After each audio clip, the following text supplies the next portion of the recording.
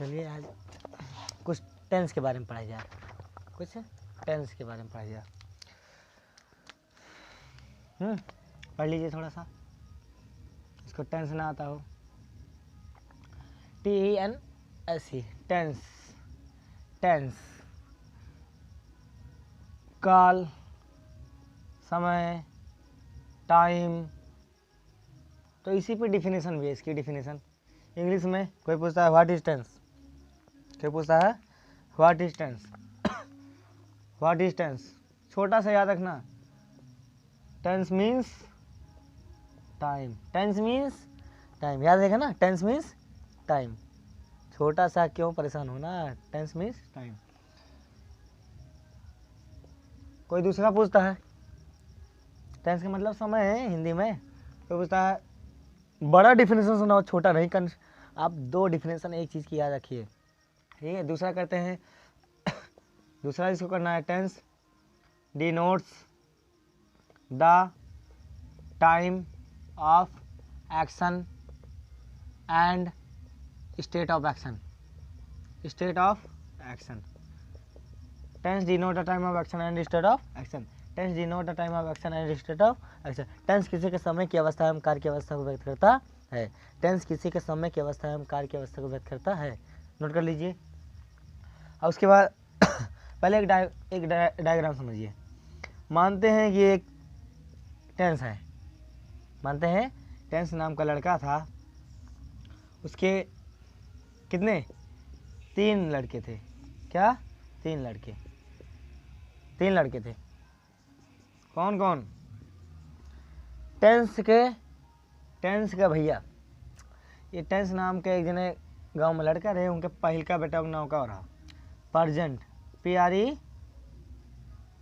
पहले बेटा का नाम क्या रहा, मान लीजिए परजेंट थे, पहले बेटा का नाम P से परजेंट, दूसरे बेटा का नाम P से पास्ट, तीसरे का नाम future. Present past future, present past future. अब इनके 4 नाती हुए, कै 4 नाती। अरे मतलब टेंस के 4 नाती, इनके 4 बेटा हुए। किसके, इनके 4 बेटा हुए। ये देखिए, इनके 4, इनके 4, तो 4 3 आपका टोटल हो गया 12 टेंस। कितने टेंस है, 3, तीनों में कितने हैं 4 4, 4 3 12। तो आपको यही समझना है, फिर से उठा लीजिए, पढ़ते जाइए। पढ़ाई एक ऐसी हवा है ना, आ जाती है फिर तूफान बन जाती है।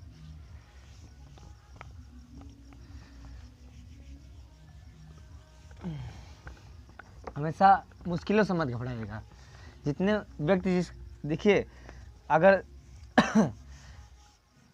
कहा जाता है घोड़े, जो घोड़ा होता है ना, उसका मालिक उसको क्यों मारता है, रेस में जिताने की खातिर, तो ताकि वो जीते, हमारा घोड़ा जीते। आपको भी अगर ईश्वर दुख दे रहा है, दर्द दे रहा है, तो उसके पीछे कुछ कारण अवश्य है।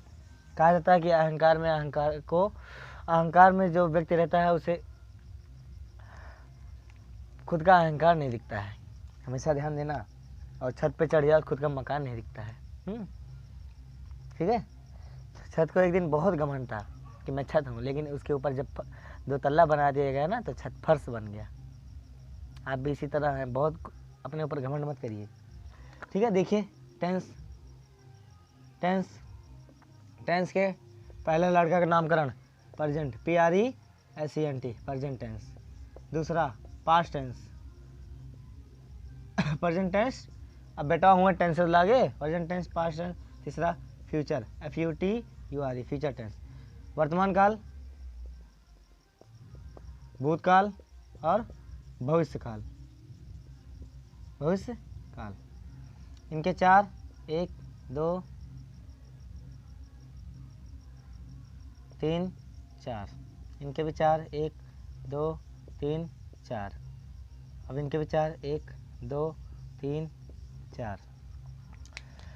कोई पूछता प्रेजेंट टेंस किसे कहते हैं, है हूँ से प्रेजेंट मानो, है हूँ से, था थी से पास्ट, और गा गी से फ्यूचर मानो। ये टेंस की पहचान।